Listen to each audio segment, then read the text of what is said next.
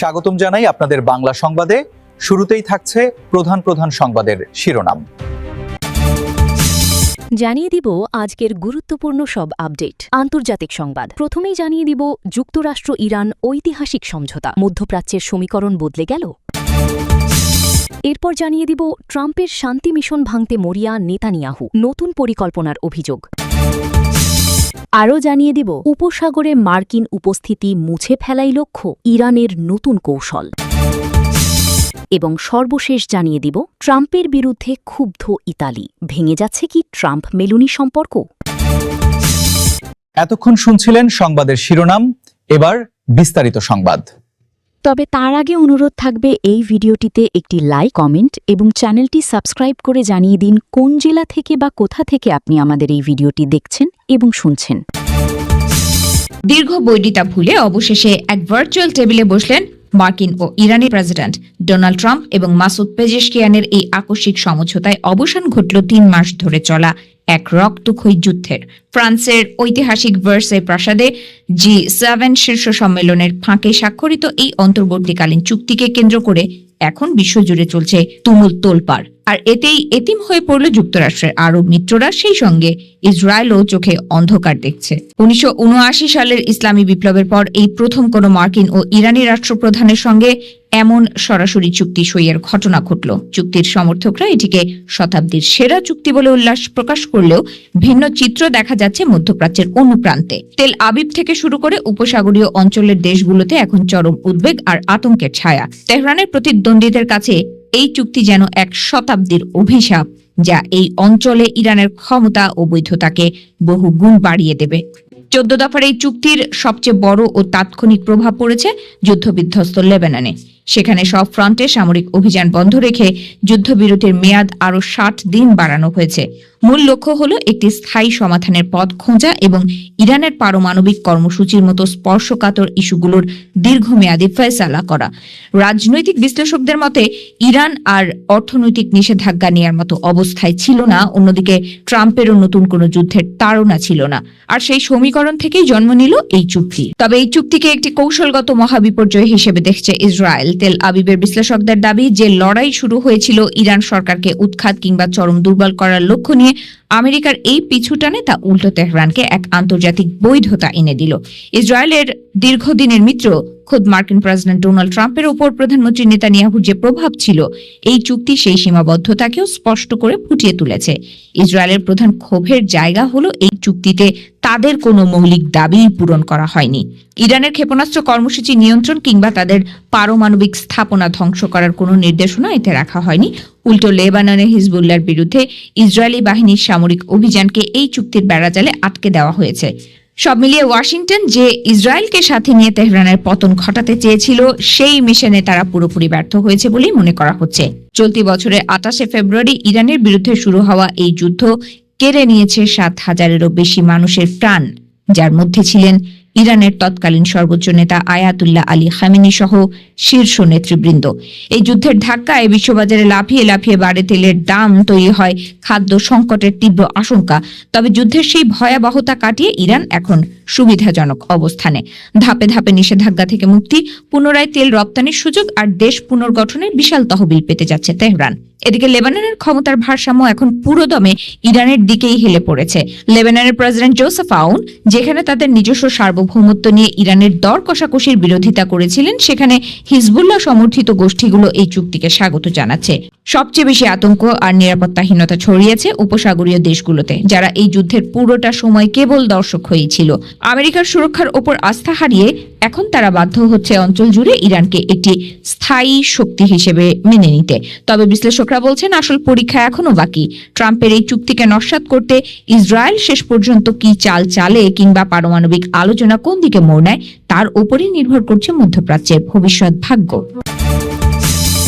চাপ যতই থাকুক নিজের অবস্থান থেকে এক চুলও নড়ছেন না ইসরায়েলের প্রধানমন্ত্রী বেনিয়ামিন নেতানিয়াহু, বরং শান্তি চুক্তির সম্ভাবনাকে পুরোপুরি ভেস্তে দিতে পর্দার আড়ালে নতুন পরিকল্পনা সাজাচ্ছেন তিনি।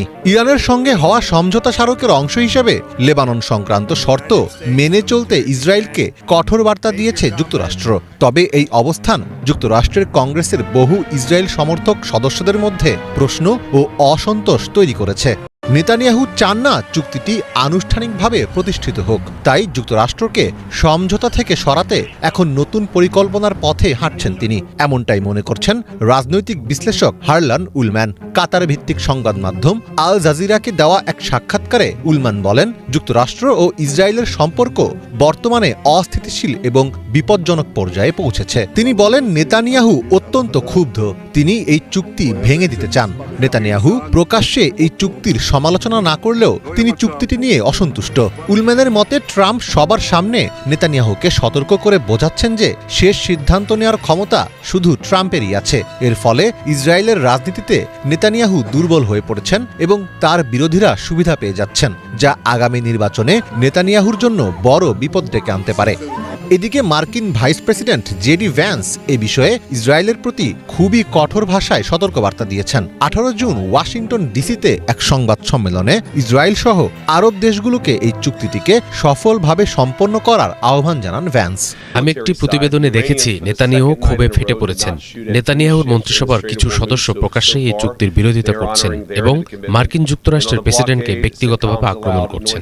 তাদের উদ্দেশ্যে আমি বলতে চাই, ডোনাল্ড ট্রাম্প হলেন এই মুহূর্তে পুরো বিশ্বের একমাত্র প্রেসিডেন্ট যিনি ইসরায়েল রাষ্ট্রের প্রতি সহানুভূতিশীল। গত 3 মাসে আমাদের মাতৃভূমিকে রক্ষা করার জন্য যে সমস্ত অস্ত্র ব্যবহার করা হয়েছে তার 2/3 তৈরি হয়েছে আমেরিকার মানুষের হাতে এবং সেগুলোর খরচ জুগিয়েছে আমেরিকার করদাতারা।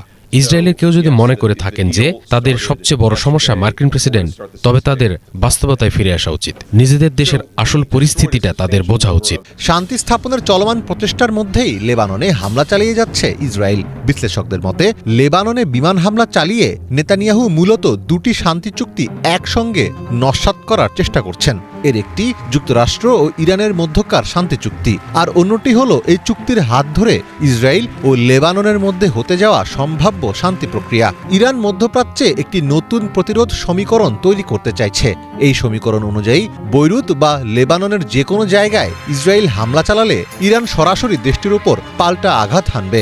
নেতানিয়াহু মূলত ইরানের এই চেষ্টাকে শুরুতেই রুখে দিতে চাইছেন বলে মনে করছেন বিশ্লেষকেরা। শত্রুর বিষ দাঁত উপড়ে ফেলতে ভয়ঙ্কর কৌশলে গুটি সাজিয়েছে ইরান, প্রতিপক্ষকে করছে যুদ্ধে বাজিমাত। পশ্চিমা অপশক্তির সঙ্গে সংঘাতের তীব্রতার মাঝেই প্রতিবেশী দেশ ইরাকে গঠন করেছে গোপন সেল, যার অন্যতম উদ্দেশ্য ছিল উপসাগরীয় অঞ্চলের দেশগুলো থেকে মার্কিন সেনাঘাঁটির অস্তিত্ব পুরোপুরি মুছে ফেলা। সম্প্রতি আন্তর্জাতিক সংবাদ মাধ্যম রয়টার্সকে এমন তথ্য নিশ্চিত করেছে ইরাকের অন্তত 8টি সূত্র, যার মধ্যে অন্তর্ভুক্ত আছে ইরাকের সামরিক, নিরাপত্তা এবং মিলিশিয়া কমান্ডাররা।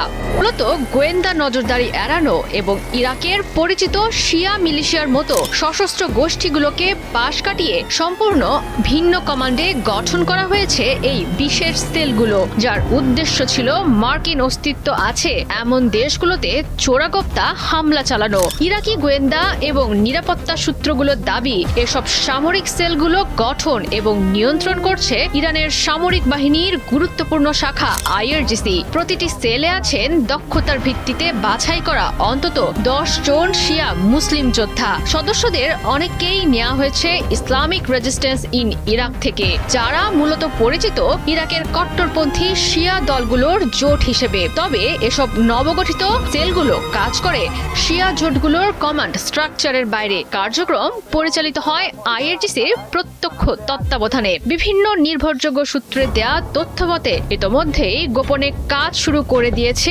অন্তত 3 থেকে 4টি সেল।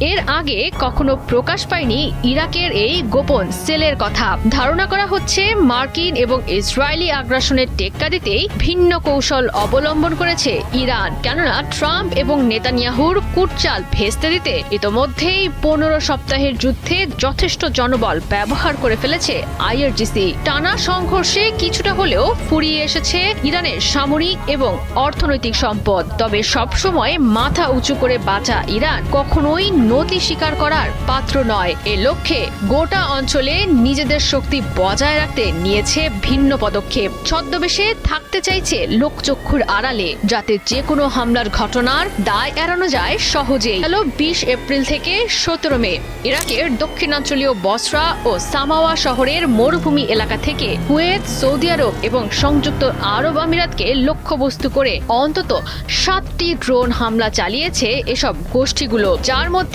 কুয়েতের আলী আল সালেমে থাকা মার্কিন সামরিক টানেলকে লক্ষ্য করে চালানো হয়েছে 3টি জোরালো হামলা। ধারণা করা হচ্ছে আমিরাতের বারাকা পারমাণবিক বিদ্যুৎ কেন্দ্রে আগুন লাগার পেছনেও ছিল এই গোষ্ঠীর হাত। ইউরোপে ডোনাল্ড ট্রাম্পের সবচেয়ে বিশ্বস্ত মিত্র হিসেবে পরিচিত ছিলেন ইতালির প্রধানমন্ত্রী জর্জিয়া মেলোনি। আন্তর্জাতিক মঞ্চে তাদের রাজনৈতিক সখ্য ছিল আলোচনার কেন্দ্রবিন্দু, কিন্তু হঠাৎ করেই সেই সম্পর্কের আকাশে জমেছে কালো মেঘ। ইরান ইস্যুতে মতবিরোধ, এরপর ট্রাম্পের বিতর্কিত মন্তব্য এবং তার জেরে ইতালির কড়া প্রতিক্রিয়া, সব মিলিয়ে ওয়াশিংটন ও রোমের সম্পর্ক এখন নতুন উত্তেজনার মুখে। প্রশ্ন উঠছে, কি হয়েছিল ট্রাম্প ও মেলোনির মধ্যে? একসময়কার ঘনিষ্ঠ দুই নেতার সম্পর্কে কেন দেখা দিল এমন তিক্ততা? ইতালির একটি সংবাদ মাধ্যমে দেশটির প্রধানমন্ত্রী জর্জিয়া মেলোনিকে নিয়ে যুক্তরাষ্ট্রের প্রেসিডেন্ট ডোনাল্ড ট্রাম্পের করা মন্তব্যের জেরে কূটনৈতিক উত্তেজনা সৃষ্টি হয়েছে। ট্রাম্পের ওই মন্তব্যের প্রতিবাদে শুক্রবার নিজের যুক্তরাষ্ট্র সফর বাতিলের ঘোষণা দিয়েছেন ইতালির পররাষ্ট্রমন্ত্রী আন্তোনিও তাজানি। ওই সফরে মার্কিন পররাষ্ট্রমন্ত্রী মার্কো রুবিওর সঙ্গে তার বৈঠক করার কথা ছিল। তাজানি ট্রাম্পের ওই মন্তব্যকে অপমানজনক বলে উল্লেখ করেছেন। অন্যদিকে মেলোনি বলেছেন, ট্রাম্পের কথাগুলো সম্পূর্ণ বানোয়াট। ফ্রান্সে অনুষ্ঠিত G7 সম্মেলনে অনেকেরই ধারণা ছিল আটলান্টিকের দুই তীরে যুক্তরাষ্ট্র ও ইউরোপীয় মিত্রদের সম্পর্কে জমে থাকা বরফ বুঝি ধীরে ধীরে গলতে শুরু করেছে। কিন্তু শেষমেশ সম্পর্কের ভাঙা কাপটা ট্রাম্পের একটি মন্তব্য আবারও ভেঙে চুরমার করে দিল। এ বিষয়ে মেলোনি বলেন, ট্রাম্পের কথাগুলো সম্পূর্ণ বানোয়াট এবং তিনি এতে গভীরভাবে বিস্মিত হয়েছেন। তিনি প্রশ্ন তুলেন, মার্কিন প্রেসিডেন্ট কেন নিজের মিত্রদের সঙ্গেই এমন আচরণ করেন এবং জানান এটি প্রথম ঘটনা নয়। তিনি আরও বলেন, ট্রাম্প পশ্চিমা দেশ ও যুক্তরাষ্ট্রের শত্রুদের ক্ষেত্রে পর্যাপ্ত কঠোরতা দেখান না, বরং অনেক সময় সেই সব দেশের নেতাদের সঙ্গে আপোষমূলক অবস্থান নিতে দেখা যায়, যা সত্যিই লজ্জাজনক। ট্রাম্প ও মেলোনির মধ্যে এ ধরনের বিরোধ এবারই প্রথম নয়। এর আগেও বিভিন্ন আন্তর্জাতিক ইস্যুতে এই দুই নেতার মধ্যে প্রকাশ্য দ্বিমত ও কূটনৈতিক টানাপোড়েন তৈরি হয়েছিল। চলতি বছরের শুরুর দিকে এ দুই ডানপন্থী নেতার মধ্যে বড় ধরনের বাকযুদ্ধ হয়। ইরান যুদ্ধের বিরোধিতা করায় ক্যাথলিক খ্রিস্টানদের প্রধান ধর্মগুরু পোপ চতুর্দশ লিওর তীব্র সমালোচনা করেছিলেন ডোনাল্ড ট্রাম্প। ট্রাম্পের সেই মন্তব্যকে সে সময় অনভিপ্রেত ও অগ্রহণযোগ্য বলে আখ্যা দেন ইতালির প্রধানমন্ত্রী। এরপরই মেলোনির ওপর চটে যান ট্রাম্প। মার্কিন প্রেসিডেন্ট পাল্টা আক্রমণ করে মেলোনি সহ সামগ্রিকভাবে ইতালির কড়া সমালোচনা করেন। ট্রাম্পের দাবি ছিল, ইরান সংঘাতের মতো গুরুত্বপূর্ণ বিষয়ে যুক্তরাষ্ট্রকে প্রয়োজনীয় ও পর্যাপ্ত সহায়তা করতে ব্যর্থ হয়েছে ইতালি।